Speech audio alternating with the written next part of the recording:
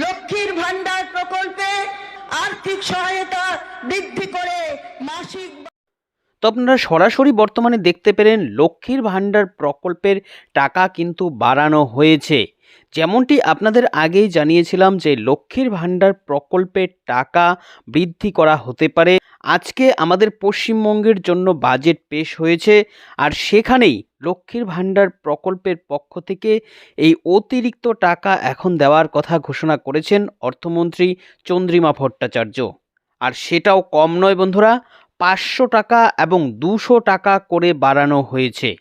তাই লক্ষ্মীর ভান্ডার প্রকল্পে আপনি বর্তমানে যত টাকা পাচ্ছেন তার সাথে কিন্তু এই অতিরিক্ত টাকা এরপর থেকে আপনারা পাবেন।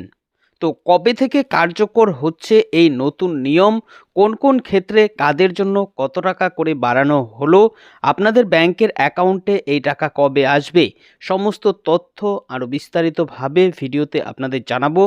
তার আগে এই লক্ষ্মীর ভান্ডার প্রকল্পের টাকা বাড়ানোর যে ঘোষণা করেছেন অর্থমন্ত্রী, সেই ঘোষণাটি আপনারা সরাসরি একবার দেখে নিন। আমি এবার প্রধান প্রধান দপ্তরগুলির প্রস্তাবিত বরাদ্দ পেশ করছি এবং 2 ও 3 নম্বর বিভাগ আপনার অনুমতি সাপেক্ষে পড়া হলো বলে ধরে নিচ্ছি। এখন আপনার অনুমতি নিয়ে আমি সরাসরি 4 নম্বর বিভাগ থেকে পড়া শুরু করছি, যা 112 নম্বর পাতায় আছে। মাননীয় অধ্যক্ষ মহোদয়, এখন আমি আগামী অর্থবর্ষের জন্য বেশ কিছু প্রস্তাব পেশ করছি। সামাজিক সুরক্ষা এবং কর্মসংস্থান, আমরা 2,11,00,000 মা বোনেদের ডিবিটি অর্থাৎ ডাইরেক্ট বেনিফিট ট্রান্সফারের মাধ্যমে লক্ষ্মীর ভান্ডার প্রকল্পে আর্থিক সহায়তা দিচ্ছি। আমাদের মা বোনেদের হাত আরো শক্ত করার জন্য এই মা মাটি মানুষ সরকার আনন্দের সঙ্গে জানাচ্ছে যে লক্ষ্মীর ভান্ডার প্রকল্পে তফসিলি জাতি এবং জনজাতি শ্রেণীর জন্য আর্থিক সহায়তা বৃদ্ধি করে মাসিক 1200 টাকা এবং অন্যান্যদের জন্য এই সহায়তা বৃদ্ধি করে মাসিক 1000 টাকা করা হবে।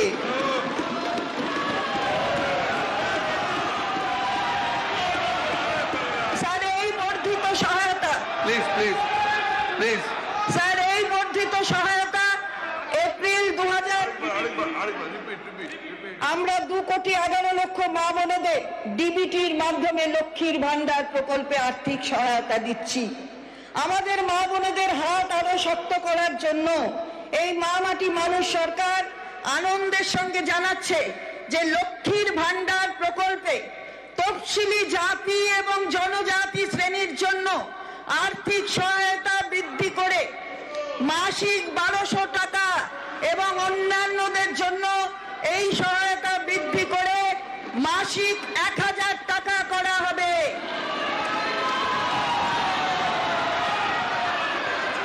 এই বর্ধিত সহায়তা এপ্রিল 2024 থেকে লাগু হবে এবং সরাসরি ব্যাংক ট্রান্সফারের মাধ্যমে প্রাপকরা মে 2024 মাসের শুরু থেকেই পাবেন।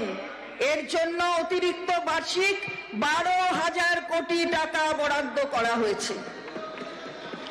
60 বছর বয়স অতিক্রম করলে লক্ষ্মীর ভান্ডারের প্রাপকেরা সোজাসুজি বার্ধক্য ভাতার আওতায় চলে আসবেন এবং একই আর্থিক সহায়তা পেতে থাকবেন। স্যার, আমাদের উপকূলবর্তী জেলাগুলির বিশেষ করে পূর্ব মেদিনীপুর, উত্তর 24 পরগনা এবং দক্ষিণ 24 পরগনার মৎস্যজীবীরা তাদের জীবিকা অর্জনের জন্য প্রতিকূল অবস্থার মধ্যে সমুদ্রে যান। যেহেতু এপ্রিলের মাঝামাঝি থেকে জুন মাসের মাঝামাঝি পর্যন্ত এই 2 মাস মাছ ধরার ক্ষেত্রে নিষেধ থাকে, এই মৎস্যজীবীদের জীবিকা অর্জনে সমস্যা হয়ে থাকে। আমি আনন্দের সঙ্গে জানাচ্ছি যে এই 2 মাসে এইসব মৎস্যজীবীদের জীবিকার সহায়তার জন্য সমুদ্র সাথী নামে একটি নতুন প্রকল্প চালু করা হলো। এর মাধ্যমে এই 3টি জেলার প্রতিটি নথিভুক্ত মৎস্যজীবী প্রতি বছর এই 2 মাস প্রতি মাসে 5,000 টাকা করে পাবেন।